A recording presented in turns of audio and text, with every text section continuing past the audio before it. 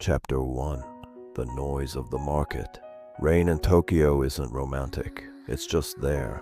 It falls in clean, even lines like statistics, with the same merciless force the market uses to erase people who decide to try their luck. Rei Kagami stepped out of the subway 1 minute earlier than usual. He didn't walk faster. His pace was constant, measured, like the pulse of someone who had long ago stopped living by mood. At the corner, he bought coffee from a vending machine. The machine swallowed his coin and gave no change back. Rei narrowed his eyes, then smiled faintly. Even the machine is trying to make a spread, he murmured. A student nearby, headphones on, glanced up and smiled. He didn't interrupt. He just appreciated the joke. In that brief moment, there was something normal in it, something human, like a small pause between numbers. He went up to the office. The trading floor wasn't loud yet, but it was already alive. Fans humming, terminal alerts, quiet voices, the click of keyboards like rain against a metal roof. Kenta Hasegawa appeared beside him as if he had always been in the room and had simply chosen that moment to become visible. "You're first again?" he asked, setting a cup of coffee on Rei's desk. "Trying to bribe me?" Rei took the cup. "It's working. I'm trying to make sure you don't die in that chair. I saw you leaving last night. You looked like a man who forgot how to blink." "I was blinking. I just wasn't wasting it on you." Kenta snorted. "Unbelievable. Anyway, look at the news." Rei was already looking. He was the kind of person who arrived ahead of everyone else, not because he moved faster, but because he started earlier. A headline flickered across the upper monitor. A small event, not dramatic, but enough to make the market twitch. Other hands moved toward keyboards. Tension crept into voices. Rei didn't tense up. He leaned closer to the screen and did what he always did. He built a frame around chaos. His fingers touched the keyboard with surgical precision. Numbers raced across one screen, candles jerked across another. Rei waited exactly long enough for the crowd to make the move he knew they would make. Then he pressed the key. The position closed. A neat green profit line appeared on the screen. Not millions, not glory, just a clean plus. Kenta leaned over his shoulder and gave a low whistle. "You stole money from the market again." Rei turned slightly, a faint smile on his face. "I didn't steal anything. I just got here before everyone else." "Shameless," Kenta said, though there was more respect in his voice than envy. Then Mayu Nakamura walked over carrying a folder. Any room she entered felt more controlled the moment she stepped into it. She stopped beside Rei and looked at him the way only she did, as if checking whether he had eaten anything at all today. "Rei," she said, "you promised me you'd eat properly today." Rei sighed, almost amused, and raised his hands in surrender.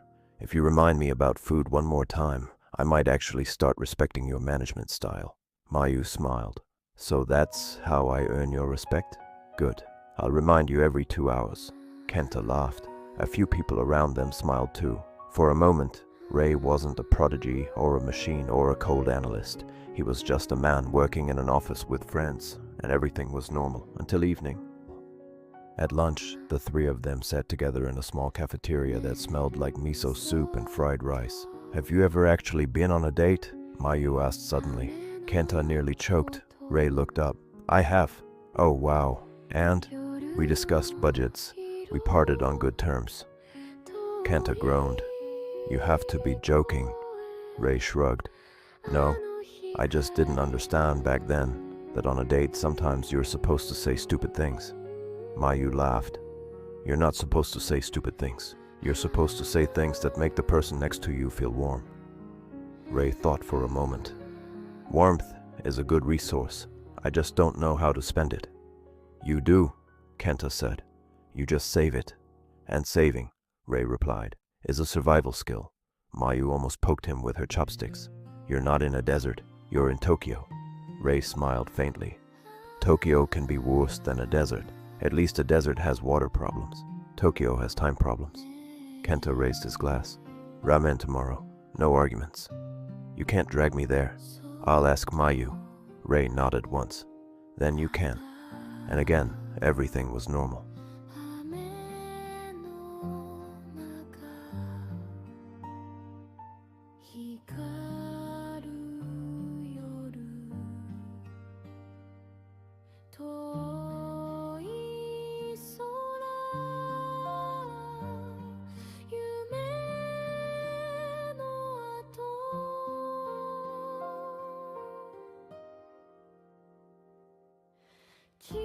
The rain outside had turned colder. Tokyo at night glowed with signs and glass, like a market too large to ever close. Ray followed his usual route, silence in his headphones. He liked it when his thoughts could speak without interference.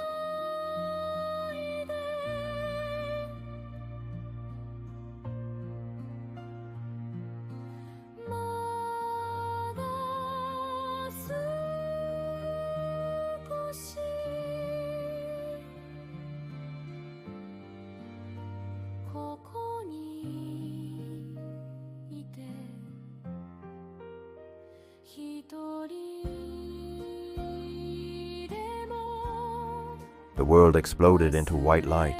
There was no beautiful slow motion, no heroic music. There was impact, a sound like the blunt shape of the word everything, and then silence.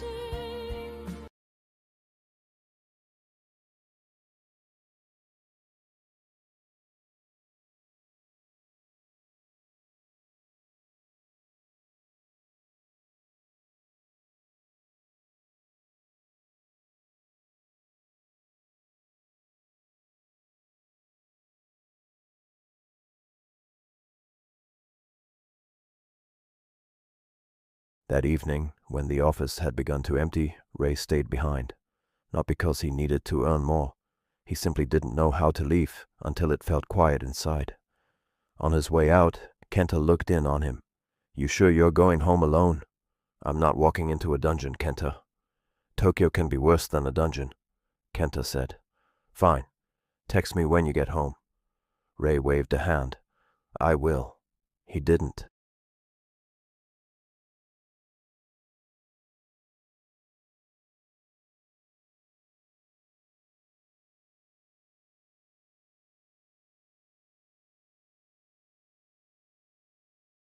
At the intersection, he saw a boy on a bicycle.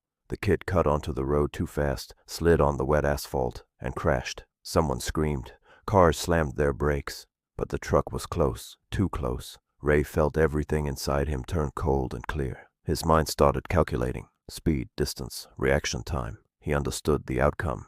And for the first time in a very long while, he did not do what was profitable. He did what was necessary. He lunged forward and shoved the boy out of the way.